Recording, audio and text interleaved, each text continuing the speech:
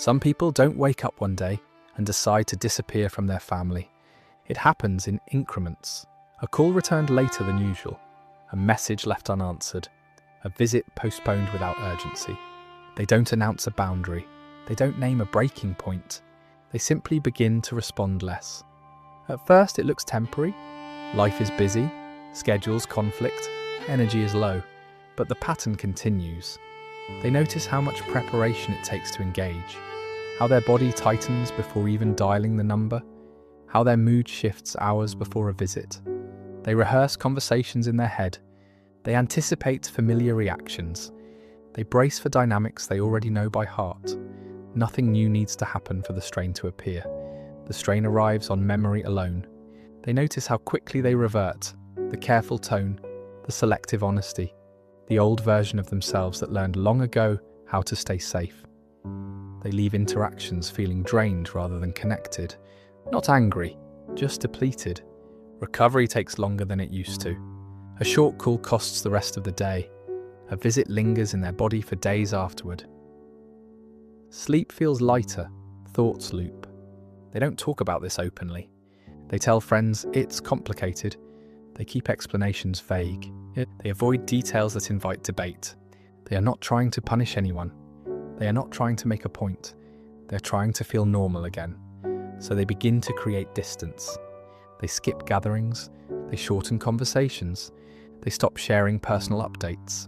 They don't do this dramatically. They do it quietly, hoping the space will speak for itself. They notice something subtle when contact decreases. Their mornings feel calmer. Their body feels less alert. Their reactions soften. They are not euphoric. They are not relieved in the way people expect. They are simply less tense. They don't feel watched. They don't feel corrected. They don't feel pulled back into an identity that no longer fits. They can think clearly again. They are able to respond to life rather than recover from it. This calm does not arrive with certainty. It arrives with hesitation. They still question themselves. Am I overreacting? Is this selfish? Should I try again? But their body answers before their mind does. Every time they consider reconnecting, the tightness returns. Every time they imagine contact, the familiar weight settles in. So the distance holds, not because they don't care, but because caring required too much suppression. They continue living their life. They form other connections. They build routines that feel stable. They begin to experience themselves without constant reversion.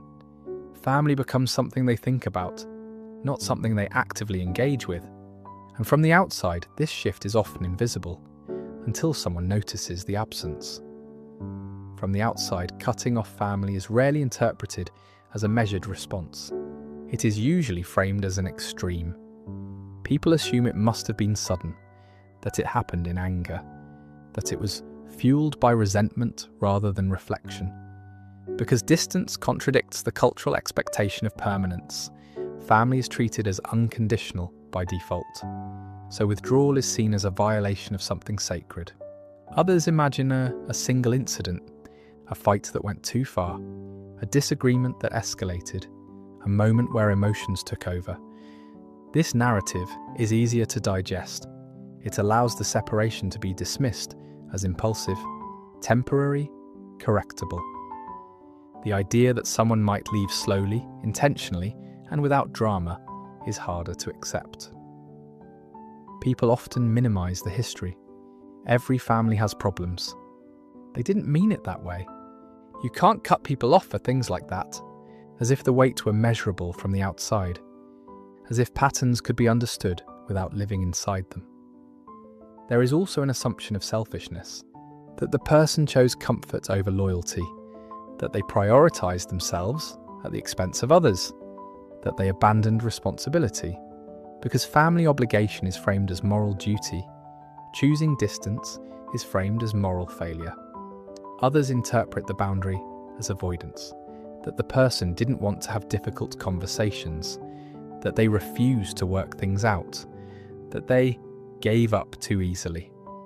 This interpretation assumes repair was possible. It assumes listening existed, that accountability was available, that effort changed outcomes. It often ignores how many attempts came before the distance, there is also social discomfort. Family estrangement disrupts a comforting story that family love is always safe, that blood guarantees belonging, that closeness is inherently healing. When someone steps away, that story cracks. So people rush to seal it by urging reconciliation, by emphasizing forgiveness, by reminding them of regret. Not necessarily out of cruelty, but out of fear. Because if some families are unsafe to stay close to, then the idea of family as guaranteed refuge becomes uncertain. So the person who leaves becomes the problem. The one who couldn't move on, the one who holds grudges, the one who took it too far, even when the decision was quiet, even when it took years, even when it came after repeated attempts to stay. The distance is interpreted as punishment, as if withholding access were meant to teach a lesson, rather than what it often is, a last adaptation when engagement repeatedly caused harm. This misunderstanding can deepen the isolation, because the person not only loses family contact, they lose validation.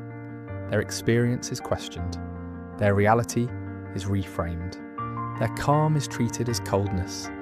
They may feel pressure to justify themselves endlessly, to recount details, to prove harm, to defend boundaries, not because they doubt what happened, but because others refuse to imagine family as a source of chronic pain. So the person who cut off family often carries two separations at once: the physical distance from relatives and the social distance created by being misunderstood. Their choice is rarely seen as careful. It is rarely seen as protective. It is rarely seen as the end point of long endurance. Instead, it is treated as something to correct, something to soften, something to undo. And in that framing, the quiet logic behind the distance, the accumulation, the exhaustion, the nervous system's response is overlooked. Cutting off family is often the result of a nervous system that learned, slowly, that proximity was not neutral. It is not a reaction to one moment. It is a response to repetition. For some people, family contact carries an ongoing demand to regulate around others rather than with them. They monitor tone. They choose words carefully. They anticipate reactions before they speak. This constant calibration becomes automatic, not because they are anxious, but because history taught them it was necessary. Their body learned the pattern long before their mind articulated it, a familiar tightening before conversations, a subtle bracing during visits, a sense of vigilance that never fully turns off. Nothing dramatic happens in the moment, and yet something is always happening internally. The system stays alert. Over time, this alertness becomes exhausting, not in a way that looks like crisis, but in a way that quietly drains capacity.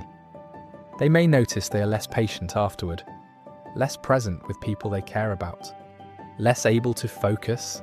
Family contact takes more than it gives, and this imbalance persists despite effort. They may try to communicate, they explain how things land, they ask for change, they attempt boundaries. Sometimes those boundaries are acknowledged briefly, sometimes they are misunderstood, sometimes they are dismissed. What matters psychologically is not the intent of others, but the outcome of repeated interaction. And the outcome remains the same. The body does not settle. The nervous system does not relax. Recovery remains necessary after contact. This teaches the system something crucial. That safety is inconsistent here. That regulation requires distance. That closeness equals activation. When distance increases, even slightly, the system notices the difference. Breathing becomes easier. Thoughts slow down. Sleep deepens. The absence of constant anticipation creates space. This space is not emptiness. It is relief from monitoring. It is the first experience of neutrality. For many, this is when clarity arrives. Not emotional clarity, somatic clarity. Their body communicates before their beliefs adjust. It says, "This is better." Not because love is gone, not because attachment disappeared, but because the system is no longer working overtime. This is why cutting off family often feels both painful and stabilizing. Grief and calm coexist. They may miss what never was. They may grieve the family they hoped would change. They may feel loyalty alongside distance, but the body remains steady. And steadiness is persuasive. The person begins to recognize a pattern. When distance exists, they function better. When contact resumes, old symptoms return. This is not stubbornness. It is learning. Humans adapt toward environments that allow regulation, toward relationships that do not require self-erasure. When family dynamics demand a return to old roles, the compliant one, the silent one, the responsible one, distance becomes the only way to maintain present identity. This is not about punishment, it is about containment. The system chooses fewer inputs to protect what finally began to stabilize. Psychologically, this makes sense. Attachment does not disappear simply because contact stops. But proximity is not the same as connection. Connection requires mutual regulation. When that is absent consistently, distance becomes a form of self-respect rather than rejection. The person who cuts off family is not choosing isolation, they're choosing a different environment for their nervous system to exist in, one where they do not have to shrink, one where they do not have to anticipate harm, one where they can remain present as who they are now. And once that environment is experienced, even briefly, it becomes very difficult to return to one. That demanded constant bracing. Not because forgiveness is impossible, but because the body has already learned what peace feels like. And it does not forget. You don't need to make that choice understandable to anyone else. You don't need to summarize years into a sentence. You don't need to present evidence. You don't need to justify why distance became necessary. Nothing is missing because you chose space. Nothing is cruel because you stopped engaging. Nothing is wrong because proximity was no longer survivable for your system. Your decision was not a failure of love. It was a response to what your body learned through repetition. It is allowed that calm arrived only after contact ended. It is allowed that clarity followed absence.